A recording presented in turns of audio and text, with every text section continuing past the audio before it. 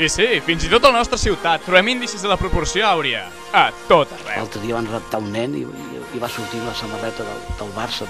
En els edificis. Les targetes de crèdit i els documents d'identitat.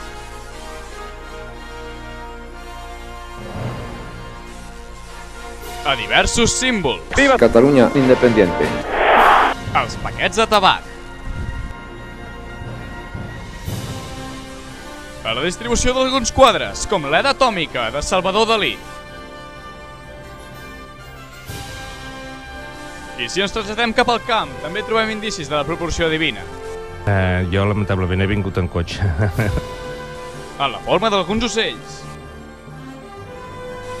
Insectes. A les closques d'alguns animals, com ara el Nautilus.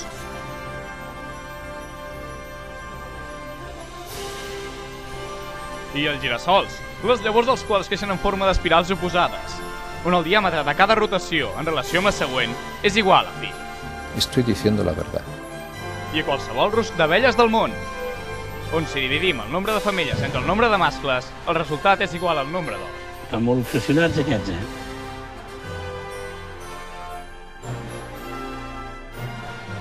I, finalment, com sàviament digué Leonardo da Vinci, a nosaltres mateixos, les persones. Són un altre tipus d'animals. No hi ha cap dubte que el nombre d'or guarda la clau de la bellesa. Però, què és la bellesa? Tots sabem que és una magnitud subjectiva. Tots amb tantes proporcions àurees al nostre voltant, cadascú en percep en major o menor mesura unes de concretes. Bla, bla, bla, bla, bla, bla.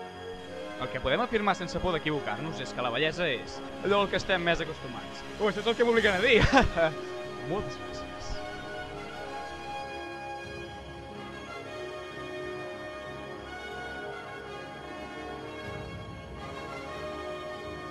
El que no entenc és per què li diuen proporció divina. No té res a veure amb Déu. ¡Dios existe! Y como dijo aquel, ¡Dios es español!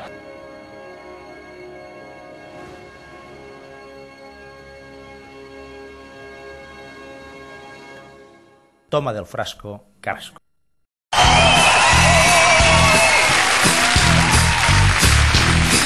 Die Tiere dieser Erde, die mag ich ziemlich gern. Doch am allerliebsten mag ich die Hasel und die Bären. Die Bären. Es sterben bald alle Vögel, es sterben bald alle Käfer. Nur im Bett da liegt der Adam und vermehrt sie mit der Eva. Die Hosen leben im Wald, die Kotzen in der Wiesen und die Kakerlaken, die leben hinter die Fliesen. Kleine Hasel haben kurze Nasel und kleine Katzel haben weiche Bratzel. Und die Frau Holle hat gern die Wolle vom Dromedar aus Afrika.